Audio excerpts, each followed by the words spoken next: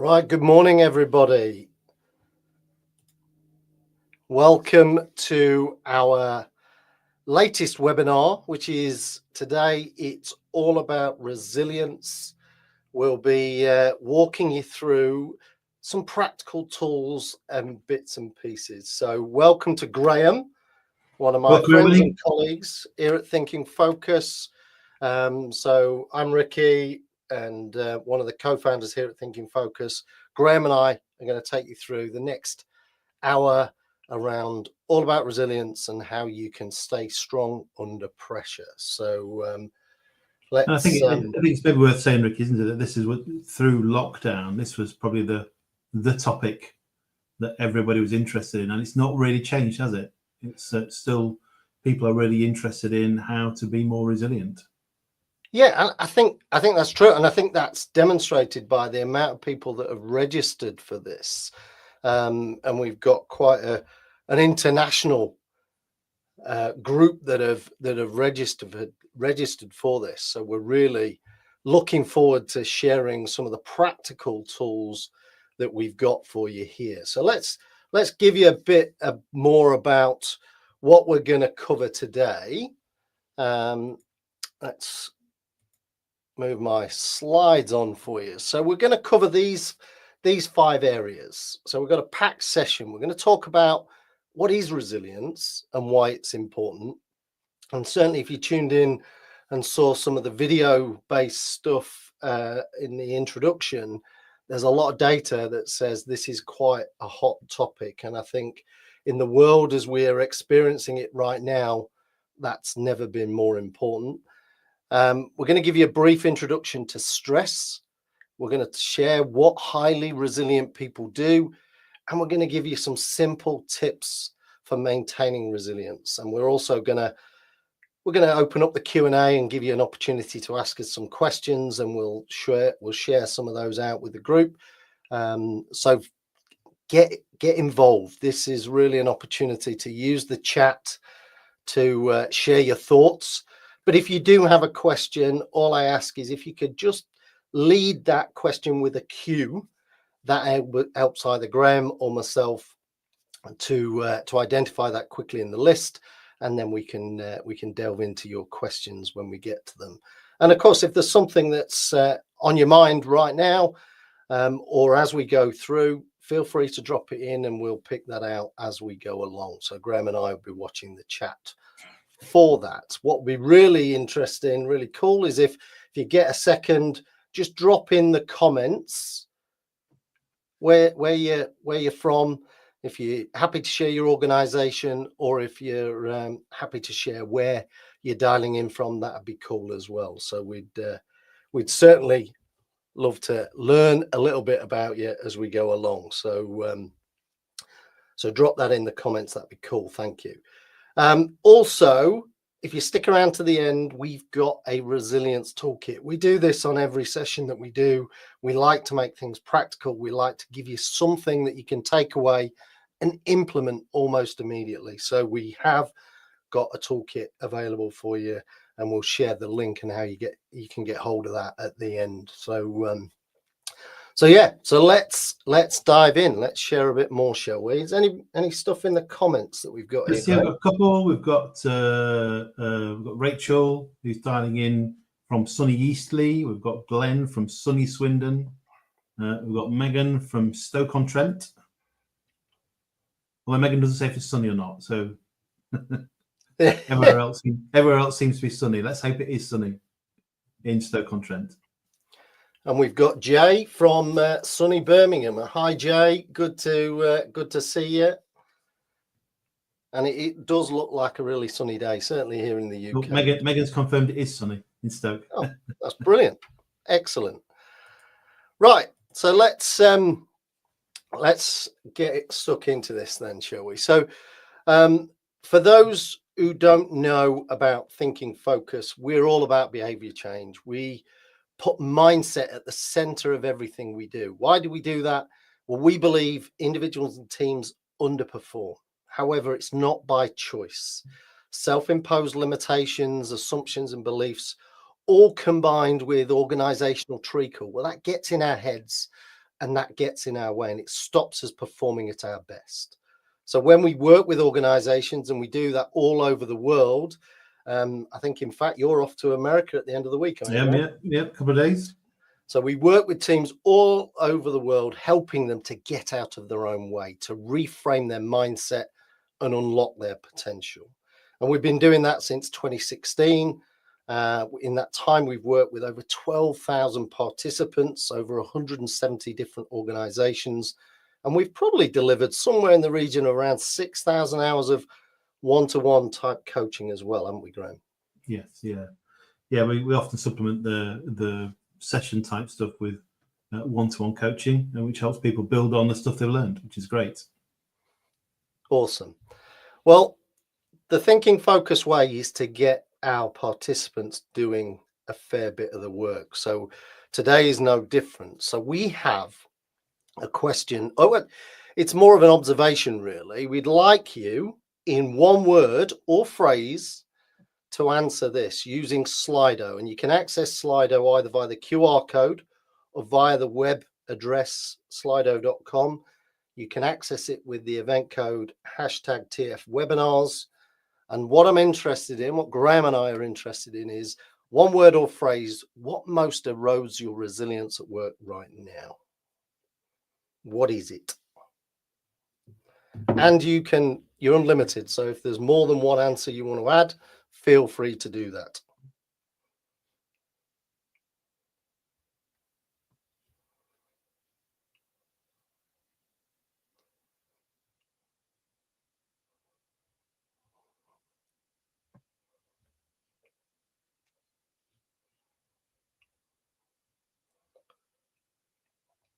Lack of direction, absolutely.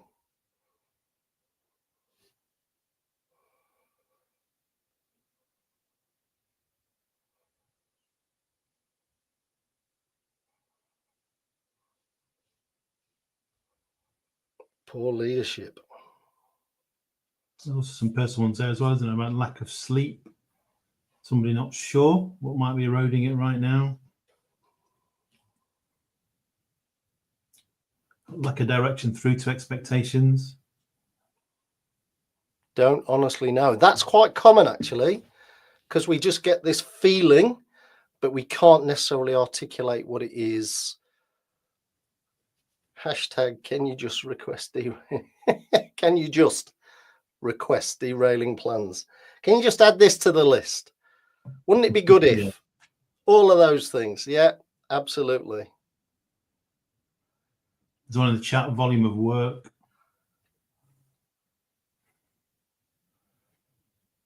Everything is urgent.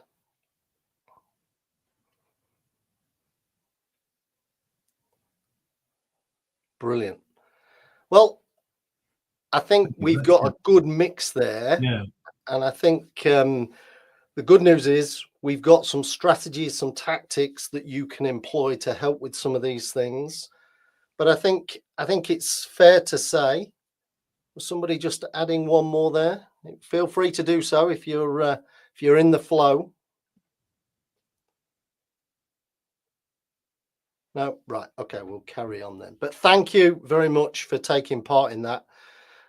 It helps us to get some context, but none of the pieces that you've shared here are anything that we wouldn't expect to see, particularly on something like this particular topic. But I'm imagining there are times where you feel like this, and resilience can be a difficult topic, especially if you're feeling under pressure right now. So I think the thing here is recognize you're not alone. And like I said, we'll be unpacking some tools, some tactics, some strategies that will help you within this next 50 minutes or so. So the other thing, though, is just to recognize it's not a silver bullet. There is no magic formula that's going to fix this. Resilience is a lot like fitness. It's about the level of effort you put into it. And we're going to unpack that. And what we would encourage you to think about is resilience as a toolkit rather than an instruction manual. We'll give you a set of tools, but you need to pick the right tool that's most useful for you right now. So it's about working out what can I put in my kit bag and take away, and then pull out at the relevant time to suit you, as and when you're feeling, some of the stresses and strains that everyday life, let alone work, throws at us right now. So if there is something, though, as we talk about this topic that resonates with you, I'd encourage you to make a note of it. And then when you get a second, reflect on it, and what will you do about it? Because resilience is about fronting that up. It's about taking some action with it. And it is difficult from time to time, but there are strategies, as we'll share as we go through that. So I'm going to hand you over to Graham, who's going to talk to you a little bit more about resilience. Yeah, thanks, Ricky. I think just for diving in, I think that toolkit analogy, when we think about the comments on the Slido question, you're going to need different tools for different jobs. So if your challenge, if the thing that makes you feel less resilient right now is somebody else's, your manager's expectations, you're going to need a different tool for dealing with that than if the challenge is lack of sleep yourself. So I know we like that toolkit analogy, Ricky, don't we, from that point of view, that it's finding the right tool for the right job. And I guess that resonates with a lot of stuff that we do, particularly so with resilience, where there are so many different things that can erode it, and we'll look at some of that stuff. So let's dive in there. So when we're talking about resilience, what is it that we mean? So a little definition, or a couple of definitions here.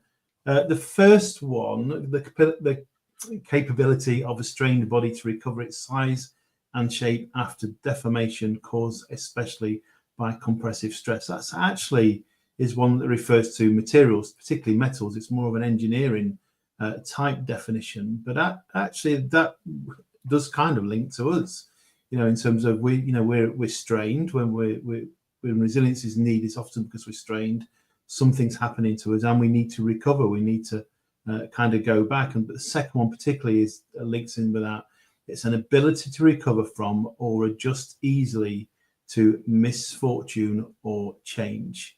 So both kind of hold true for us, and resilience in this ability to recover from or adjust easily to is the area we're going to kind of move on to look at. And it's probably worth then considering about where some of the different areas are that resilience might be impacted. And if it is a process of adapting well to adversity, trauma, tragedy, threats, change, significant kind of sources of stress, these can be a number of things. And obviously it's one of the things that will change over time, change through your life. But it's, family, relationships, health, workplace, finance. Resilience really is about bouncing back from these things. And what we find in the work that we do is those people that have experienced kind of a lot of these things in their life are probably more resilient than those people that haven't. And kind of you think back over your life, your career, where you've had challenges, it probably means you're better able to deal with more challenges than some of kind of your colleagues or your friends who haven't. And what we recognize is there are 5 big stressors, they call them the big 5 stressors in life. And these kind of little pictures are linking with each of those. So the first one is family. If we have family, whether it's kind of parents or kids or a combination of, at times they cause us stress. And kind of, I guess the place where I sit in with my family is, there's some stresses caused by parents and things going on with parents, and you have some worries and some concerns for your kids as well. So we're kind of in that middle piece. Another one is relationships. We have relationships can cause us stress, which we might need to be resilient. Health can be one. That can be both physical and mental health. Work, finance, increasingly, I guess it's a global thing, but increasingly we think about in the UK, it's one of the things everyone talks about, isn't it? You go shopping and what you could have bought last month and this month costs so much more. So finance becomes one, and work becomes one. In terms of the work that we do, the challenges at work, but often they bleed into each other. So it's not just one thing; it's the combination of which causes us the most challenge.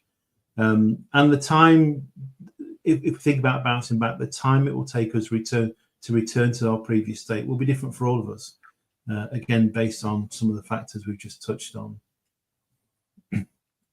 So why is it important? Why should we think about resilience? Why should we think about either from our own point of view or helping others if we're a manager or a leader? Well, these are some stats, and Ricky mentioned we had some stats showing earlier as people came into the session today.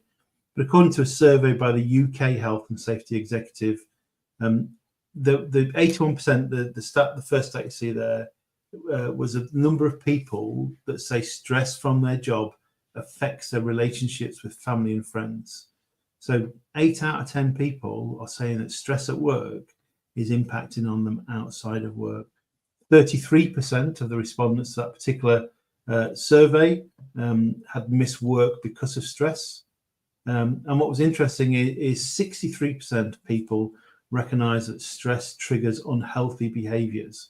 And that can be a number of things. The example shown is kind of drinking, it could be smoking, it could even be people recognizing that at an emotional level it's causing excessive kind of crying. So this survey highlighted these things, that stress at work is going to affect us outside of work, and actually it costs businesses. We recognize that if people are missing work, there's a cost to the business, and again, some stats around some of that. 875,000 people suffer from work-related stress in the UK, which means we get 17.1 million working days lost, which is costing the UK economy £110 billion. So it's costing us, it's costing our businesses. It's going to have an impact on, ultimately on bottom line, but the bigger impact is for those individuals who are experiencing stress and perhaps need some help and some support with resilience. How do we help them? How do we kind of help them to bounce back, if you want to use that phrase? And what we recognize is resilience is a bit like a water tank. So if you imagine kind of like one of those tea urns you see in the corner of a room with a little tap on it, and we need to keep filling the water at the top. We recognize that this is what resilience is in a very visual way. We all have different size tanks, by the way. Some will have smaller tanks than others based on the amount of challenges we've experienced in our lives. And as Ricky mentioned, a bit like fitness, resilience is like a muscle. The more we exercise it, the more we use it, the more we deal with challenges, the bigger it's going to get. So we can make our tank bigger. But what we want or need to recognize is that if we think about the tap on the tank, we've already mentioned in the previous slide, or previous couple of slides, that could be those 5 things around relationships, family, money, health, work. So you're going to have not just the one tap leaking water at any one time. You could have up to 5 or potentially even more. And a big change in our life effectively is the equivalent to someone going around and turning all the taps on and everything's just flooding out. So there is kind of something in this that goes, if we recognize that resilience is a tank, if we recognize that the taps can be on and water can be leaking out, we need to think about how we can fill our tank. And Rachel just commented in the chat that she's seen this before, called in the thing that she's seen the stress bucket, and that is actually really powerful. And so thanks for that, Rachel. And I think you're right. I think the power in this is probably recognizing that there are some things you can do to fill your tank up, and we're going to move on to talk about some of those. You can't really, though, talk about resilience without touching on stress. And there are a few things for us to understand about stress. It's one of those things that there is something about us admitting to it, accepting that stress is impacting on us, and that we might need help and support. And for us, there are 2 different ways of thinking about stress. One is it's an external thing, that stress is done to us. And if we think about the Slido questions, those things that are around other people or my manager or expectations, those kind of things are external stress factors for us. So it's something in the environment causing the stress that we have. If we can get rid of whatever that might look like, if we can get rid of that, then the stress is likely to go. Often easier said than done. But then the other one is stress is something we do to ourselves. It's almost as if we are broken and we feel like we need to fix something within ourselves. So we talk a lot in the work that we do kind of about mindset and thinking. And it can be that it could be we could be causing ourselves stress. Think about times when we worry about things perhaps more than we need to. So stress can be either external, come from somebody else, or it can be internal. And there's a model that we sometimes talk about that it's called the biopsychosocial model. Easy for you to say, Graham. Yeah, I am reading it very carefully off the screen, Ricky. But it's recognizing that stress isn't just in your head, it's in your body, in your thoughts, and in your environment too. So what this model really is saying is that there's something about the bio pieces of biology. There's something about what's happening in your body, a lack of sleep, which was mentioned earlier, illness, hormones, genetics. There's something about the psychology, that what's happening in your mind, which we mentioned, your thoughts, your worries, your beliefs, your mindsets, and then the social side of it, sociology side of it, is what's happening around you, work pressure, work relationships, money, support systems, and all those kind of things. So stress, if we're feeling stress around, someone mentioned expectations, so let's say around a deadline, it might be the stress isn't just about the deadline. It could be the fact that you're not sleeping well alongside that. It could be the fact that you're doubting yourself, that kind of some imposter thoughts are coming in. It could be that, somebody else, your boss, is piling on the pressure as well. So often it's not just one of these three things. It could be two or all three of them.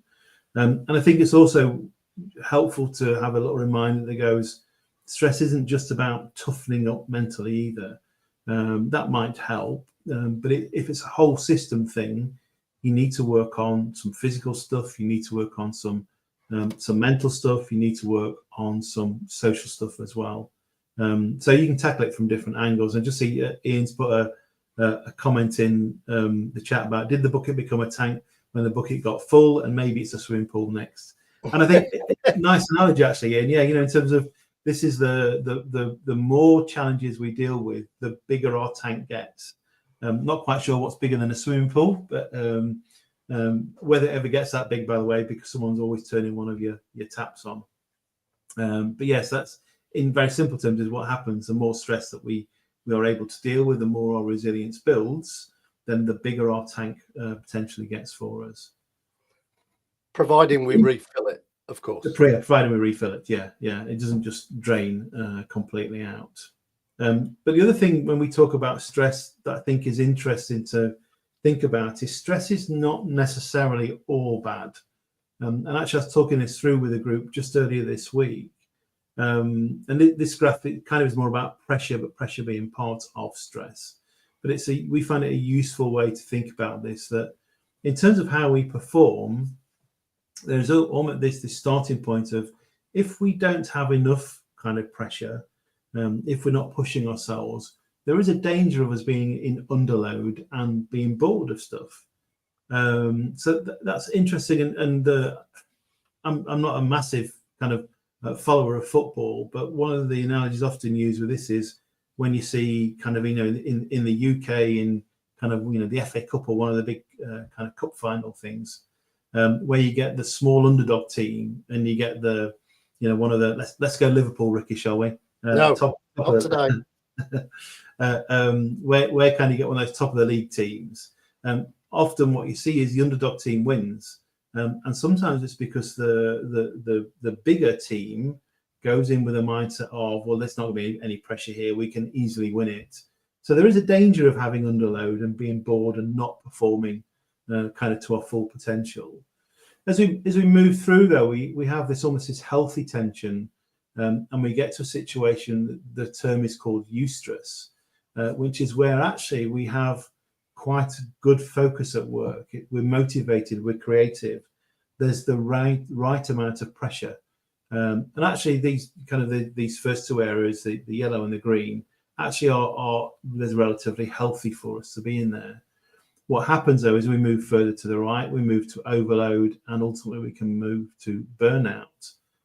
So there's I guess, a very fine line between being in the eustress state that goes out, it's a good level of stress and pressure for me, and then we tip over into the overload, which can be because somebody else has given us something to do, another tap's been turned on our tank.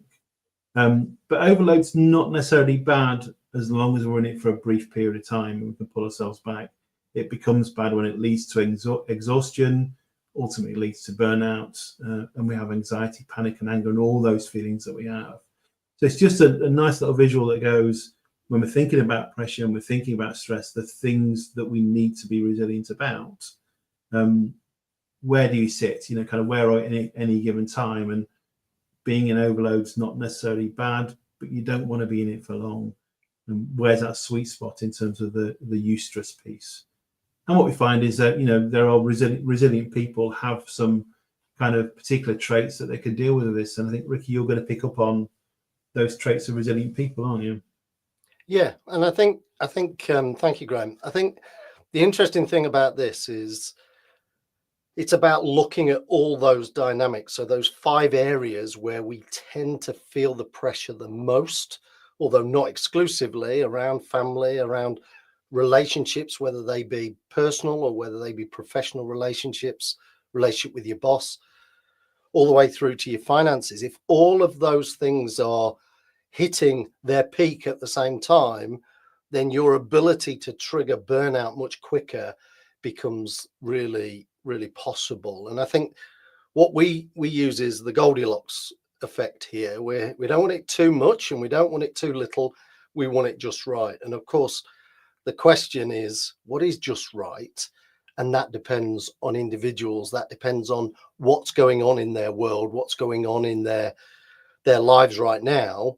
And that's why, as managers and leaders, we need to be close to our people so that we can recognize where we might be tipping the scale just a little bit too much at a particular time. And of course, it's when things are when you need those resources are probably the time when you're starting to push them a little bit over the edge. So be mindful of how you can help them to bounce back quickly so they don't end up in burnout and you lose them for long periods of time, which is not productive for them. In fact, it's very destructive for them, but it's certainly not productive in terms of when you're trying to deliver against goals and projects and things like that. So Graham talked about these traits of resilient people, and I'm going to share some of those with you now. So resilient people, this is not about optimism or pessimism. It's not about, oh, everything's going to be okay or everything, the world's going to end type stuff. It's about having a true and honest sense of reality of the situation.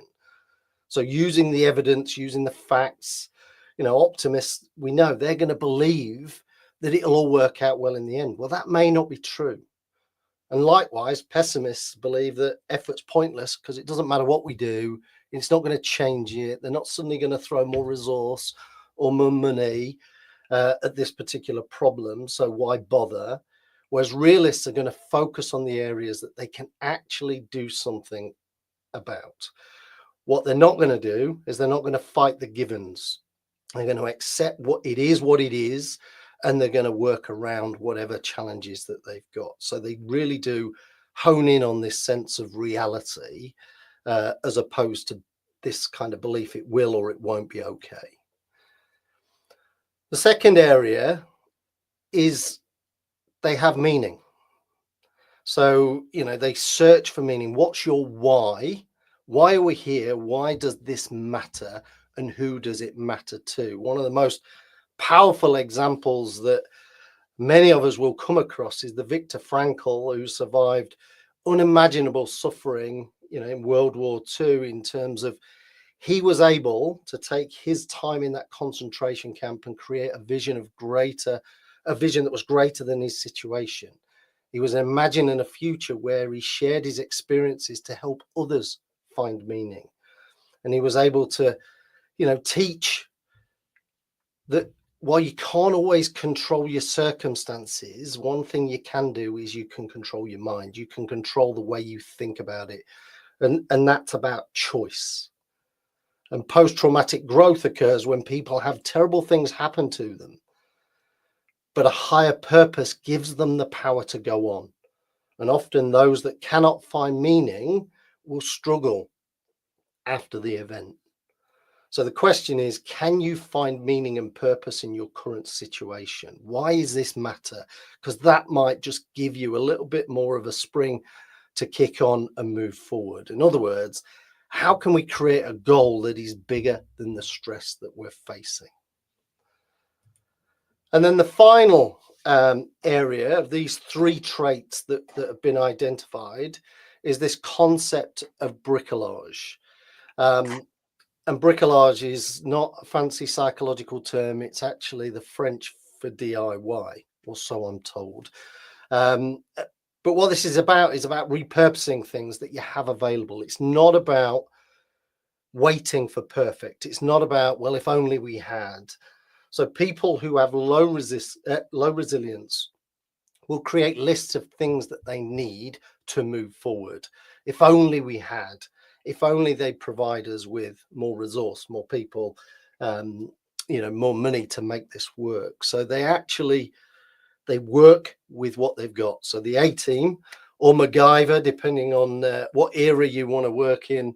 I'm showing my age in all of this, by the way, but they were able to literally manufacture things out of next to nothing. In other words, they made the most of what they've got. The other element of this is about ritualized ingenuity. They use habits and processes to guide them. It doesn't matter if it's the best way, but familiarity is really important. So if you find yourself starting to fight the process, well, it doesn't do this and it doesn't fix that and it doesn't do that, then they're indications that you're fighting the process, when actually in a state of stress, actually just follow the process is a lot more easy. It's easier on you. It's easier on your way to navigate through this. So in other words, don't fight the process. Make the most of what you've got. So in building resilience, well, we're pretty simple creatures in that we want to feel safe. We want to feel physically safe in the environment, and that, I think, everybody should have that right. We want to feel psychologically safe. So in other words, can we say what we feel? And I think what's going on in the US at the moment politically is really interesting, because if you disagree, then you're likely to lose your job, which doesn't create a psychologically safe environment where people can be vulnerable, but vulnerable in a way that moves us forward, that says, well, hang on a minute, I'm not sure about this. And that might be the canary in the coal mine that's actually giving us the right indication. So safety is a really important part of that. And satisfaction is really important. We want to feel challenged, but we want to feel rewarded. We want to feel a sense of momentum. We want to feel that we can grow in terms of the role that we're doing. And then connectedness. We are social creatures. We want that positive affirmation. We want interaction. We will search it out. We've always been like this. And we want to feel, some love in the world. We want to feel cared for. And if you find that any of those are out of sync, then probably somebody's going to be showing some signs that they're under a level of stress that they might need some help with. And when you look at, when you look at safety, there are things you can do practically here. As leaders, as managers, check in regularly, provide information, whether it, let's dispel some of the myths that are going around. We can't do this. We're not allowed to do that. We're making these decisions. Well, let's start to put some clarity around those things. Deal with what's real versus what's perceived. Let's reframe some of those unknowns, because sometimes we're not privy, depending on our level, we're not privy to all the information. So let's share what we can and let's be open around those things. In terms of satisfaction, how do we set new attainable goals? How do we create opportunity for people to grow? Is there an opportunity to get involved in something, particularly at work, something that's interesting or exciting, something that allows me to almost have a change in my environment for a short while, that allows me to perhaps let go of some of the baggage attached to my old thing, or the old way of working that I'm doing, or I'm stuck in a rut. Let's create some new opportunities for people. And in terms of connectedness, particularly in this current world, I mean, when, like Graham said at the very beginning, we started this this kind of workshop. We started this in the COVID crisis, and actually, we all had this kind of common purpose that, you know, to get through it together. And what we've seen more recently is actually you've got these hybrid working, you've got this remote working, you've got this home working. Well, how do we make sure that we stay social, we stay connected with those people? You know, the return to work edicts that are now starting to appear, and some of our organizations are back to 5 days in. And I can argue for both sides of that coin, but fundamentally, how are we productive when we're together? How do we create this support mechanism so we do feel connected, that I do feel like you've got my back, that I do feel like we're in this together, as opposed to feeling isolated and alone? So I think, you know, there are things we can practically do as leaders and managers to help people as we work through this, you know, certainly in this new, uncertain, complex environment that we're facing right now, in terms of we don't know one day or the next what the world is throwing at us. So let's have a look at some taking action when resilience is low. But before we do that, I've got another question for you. And what I'd like to know is, which of these habits would make the biggest difference to your resilience this month? So back on your Slido, if you've not quit from last time, it should still be there.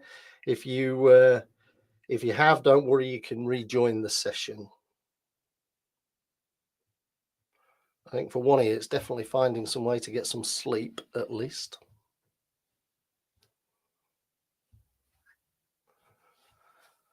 We've got some votes coming in.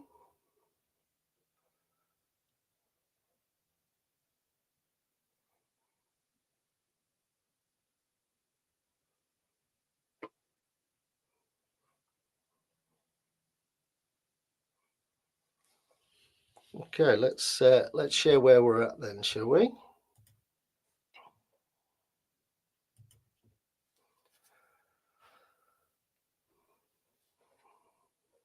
Still votes coming in. Really interesting. Focusing on what's important, looking after yourself, and there's still some elements of focusing on solutions, not necessarily problems, and reframing setbacks. And for us, setbacks, you know, we certainly subscribe to the Carol Dweck world of growth mindset, and reframing setbacks. This is an opportunity to learn and grow. Whereas in high stress states, we're likely to either beat ourselves up or beat each other up or focus on blame, because we're looking to protect ourselves, which is a natural reaction, of course. I think like Glenn's just dropped in the chat, it's about not sweating the small stuff, using kind of that phrase that I guess we often hear, but a lot of people do. They do kind of worry about the small things, and then it takes on a life of its own, and it feels like it's unmanageable. I think the other interesting, Ricky, is quite kind of the psychologically safe space there, you know, in terms of what's our role as managers in creating that. And I know it's a whole of the webinar in that, but recognizing that if you are managing people, some of the things that we've talked about, could you be the person that's turning on their tap? Could you be the person that's draining their tank? And therefore, what might you need to do differently to stop being that drain on people and be more helpful? And that's really interesting, because I was doing some research for a client the other day, and I know data, you can tweak statistics to go whichever you want, but it's somewhere between 42 and 50% of people cite their manager as their main reason for leaving. And if that's true, we know it's not zero, and we Yeah. know it might not necessarily be as high as 50. But the reality, it's more than we probably like or would want to admit to, where the manager is part of the reason why you people are leaving. And in an environment where we're fighting for high quality, high caliber people, retention's a big topic. We don't want to create a world where our people are either quiet quitting or, even worse, loud quitting on their way out.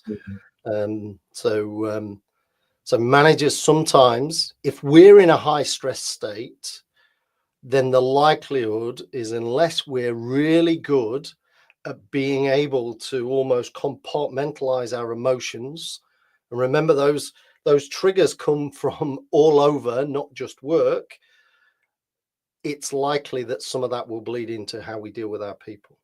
And often we look at our manager, and one of the things we can do for our manager is kind of go, are they under pressure? Are they under stress? Are they feeling the pinch like everybody else? And what pressure's coming down on those? Because it, they say it rolls downhill, right? So therefore, somebody's going to get it. And often it's the people at the front line that are the ones that face some of these pressures the most. Ironically, if we can help those going back up the line, sometimes that can make all the difference in terms of being there, being connected with people, offering support, being available for them. Even if it's our line manager, can make all the difference. So we can play a part both ways here, both as the manager or the leader, and as the person that's being managed or led, depending on what's what. So again, huge thank you for taking part. That's just a little bit of fun. Over to you, Graham.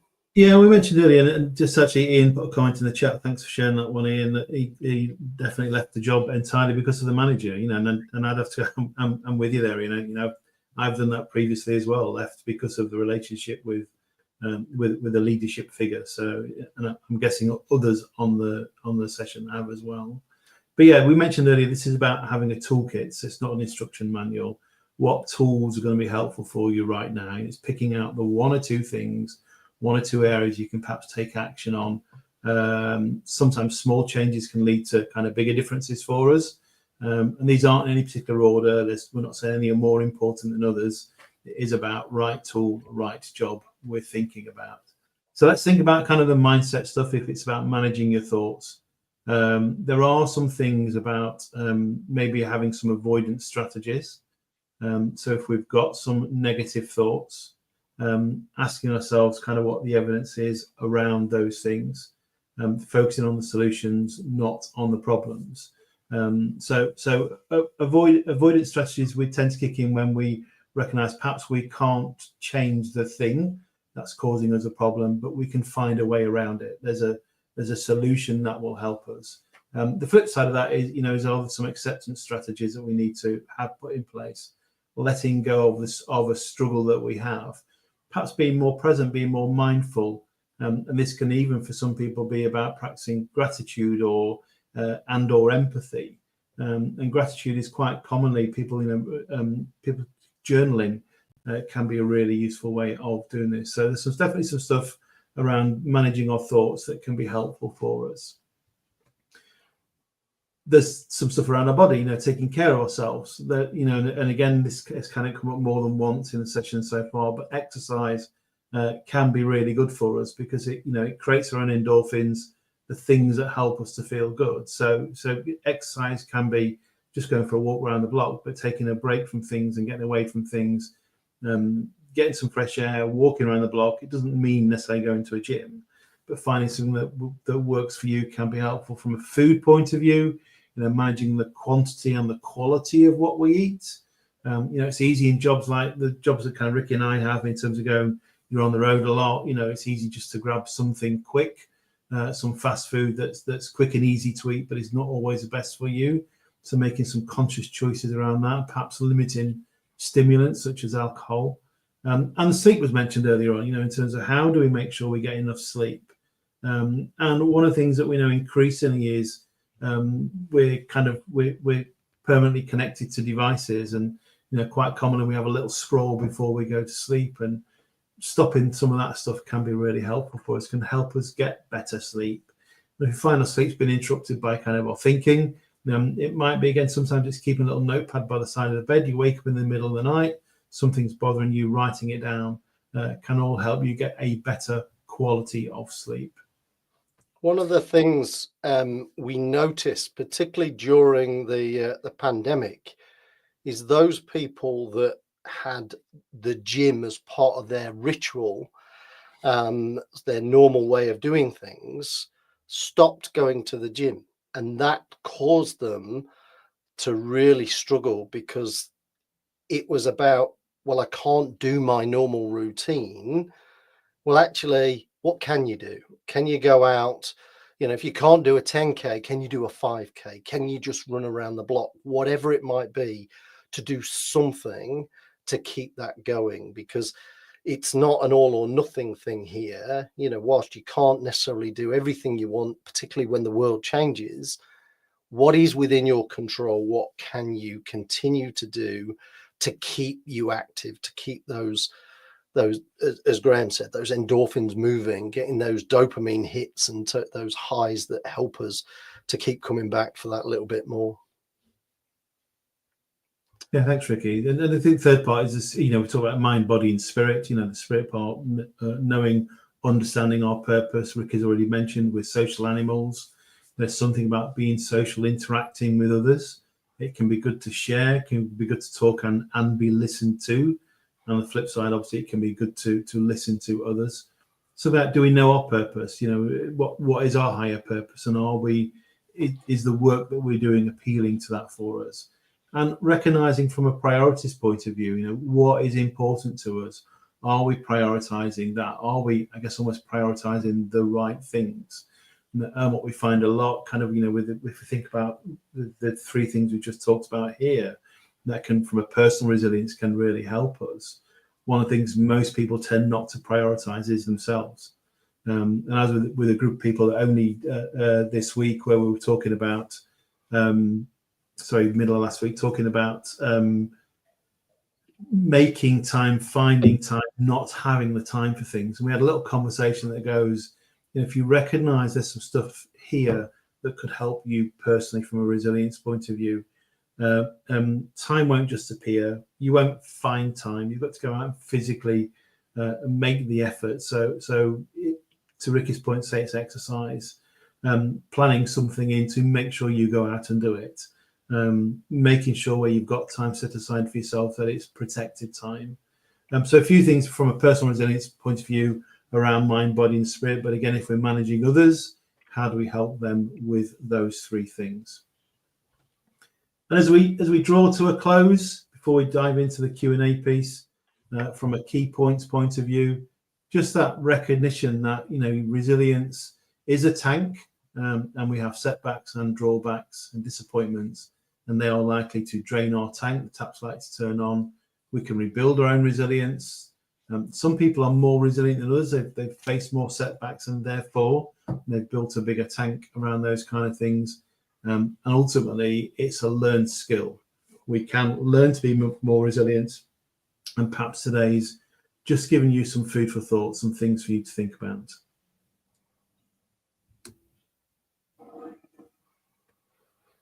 So just to kind of summarize as a bit of what Graham's already said, everyone has resilience, but you can build more. Everyone can build more. Resilient people will face down reality with whatever they have to hand. We're not waiting for that magic wand to suddenly make the world a better place for us. We make the best of what we've got. Manage your thoughts, focus on helpful solutions, not on the problem, because at least that creates a sense of movement and progression in terms of moving forward. Take care of yourself, maintain the machine, get your exercise, get your sleep, and eat as well as you possibly can, and have a reason for being. Know what's important to you, because if you've got that purpose, that connection with what you do, you understand why it matters and who to, it means that even when it's tough, we can still keep going. And as managers and leaders, Our role is to make sure that everybody understands their role, their connection with what we're trying to achieve, and the impact it's going to have in terms of moving that forward. So that's kind of the core element of today. We'd like to open it up to you guys before we share some bits and pieces that you can access around some of the thinking focus tools and all the rest of it. So do we have any questions?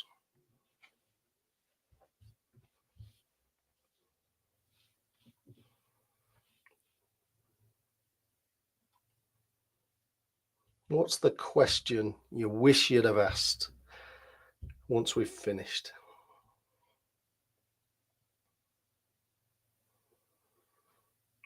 What do people typically ask you, Graham, about resilience?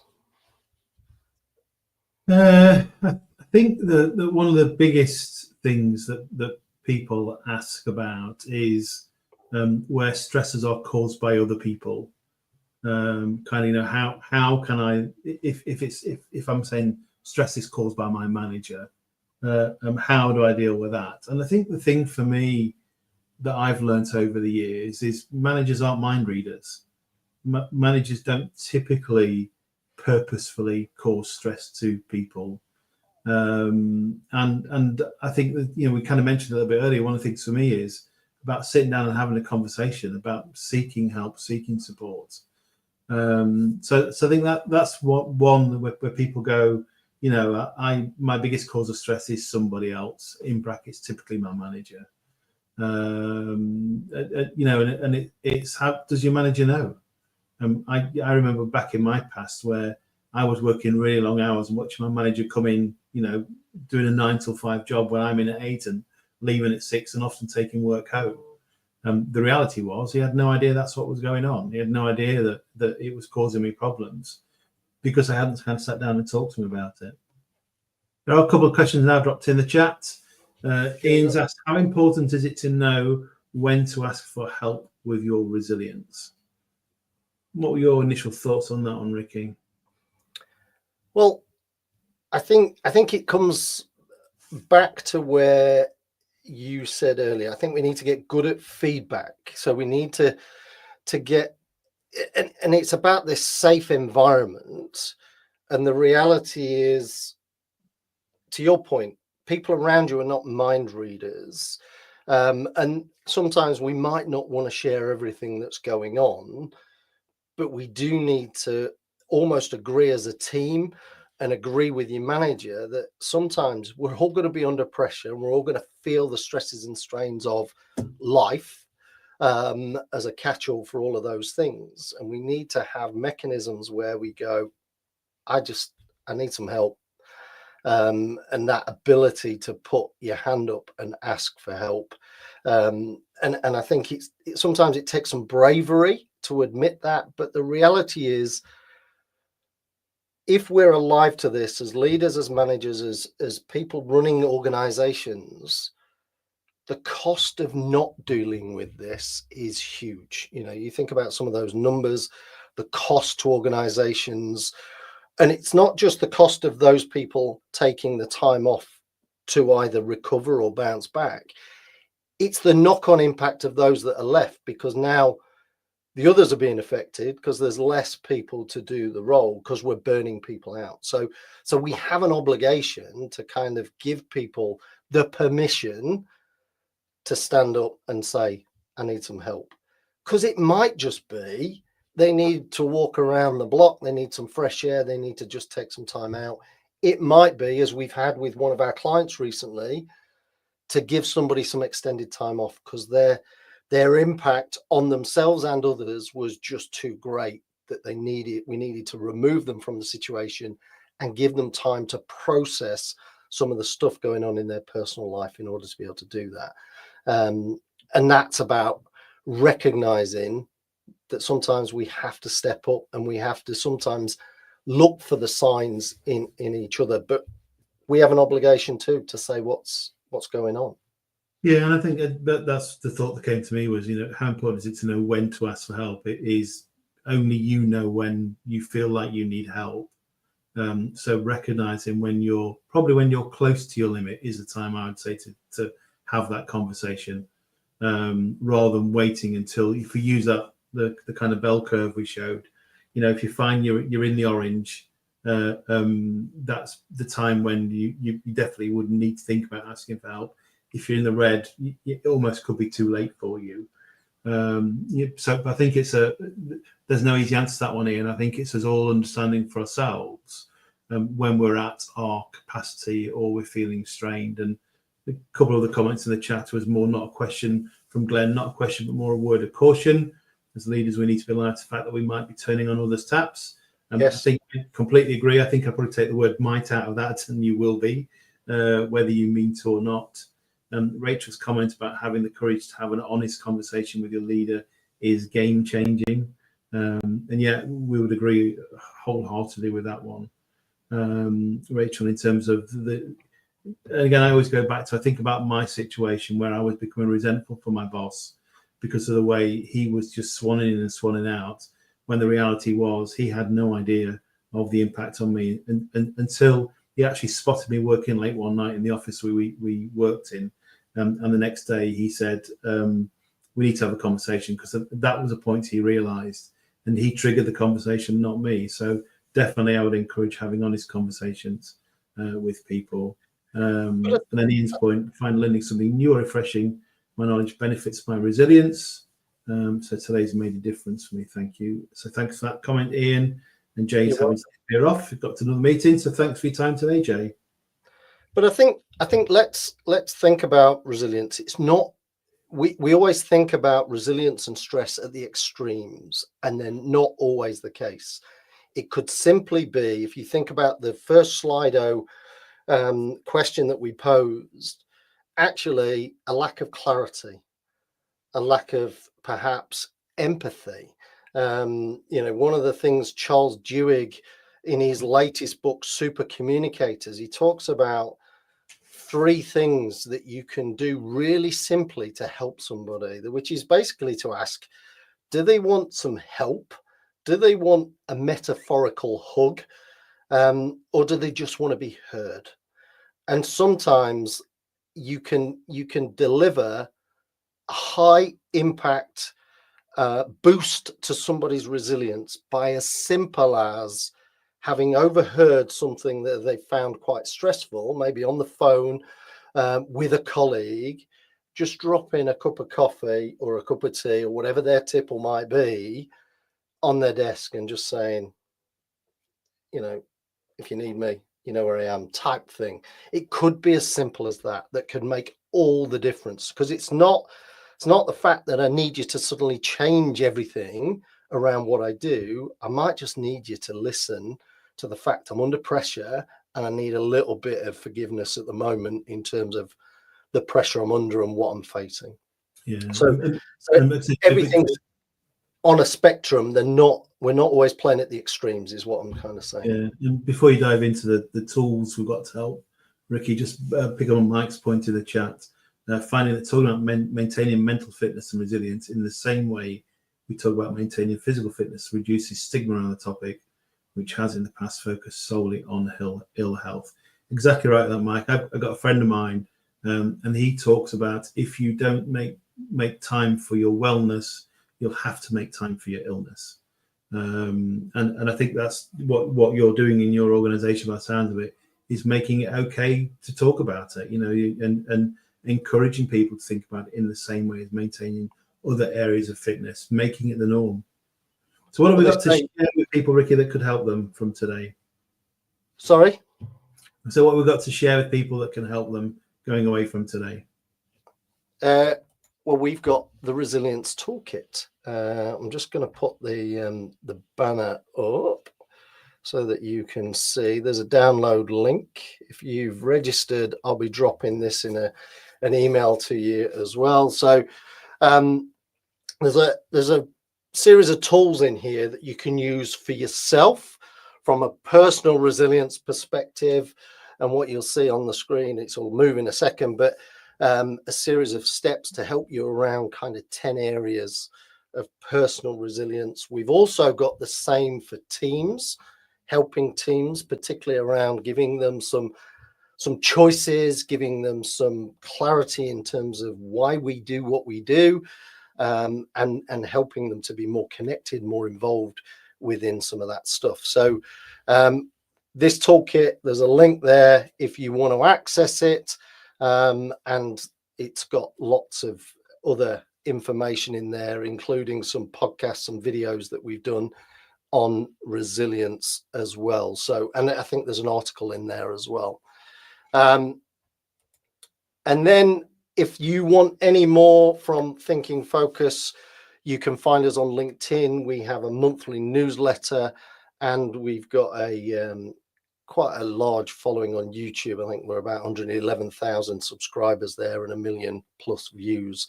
So our goal is to give access to as many people as possible these tools, techniques, and such like for everybody. And then I want to finish on one final thing, just a fun ending, but a serious point. So resilience is built from adversity. The more experience, the more resilient you're likely to be, I should say. And on the left, you've got a German philosopher, 19th century. He says that which does not kill us makes us stronger. But I think you'll all agree that probably Kelly Clarkson made it a little bit easier with what I'm not going to sing it, because clearly I could empty a room very quickly if that was the case. So thank you for your time. Thank you for taking the opportunity to share some of this stuff with us, and for your involvement, engagement throughout the session. That's been amazing. Next up, we're going to be focusing on kind of a sideline to resilience a little bit in terms of change. So how to lead your people through uncertain times. And that's got to be a hot topic for everyone right now. So that'll be on the 22nd of May. Look out for information on that as I share your invitation, and you're all welcome to join us on that. So yeah, good to have you with us today. Thank you, everybody, for your time. Thank you very much. See you soon.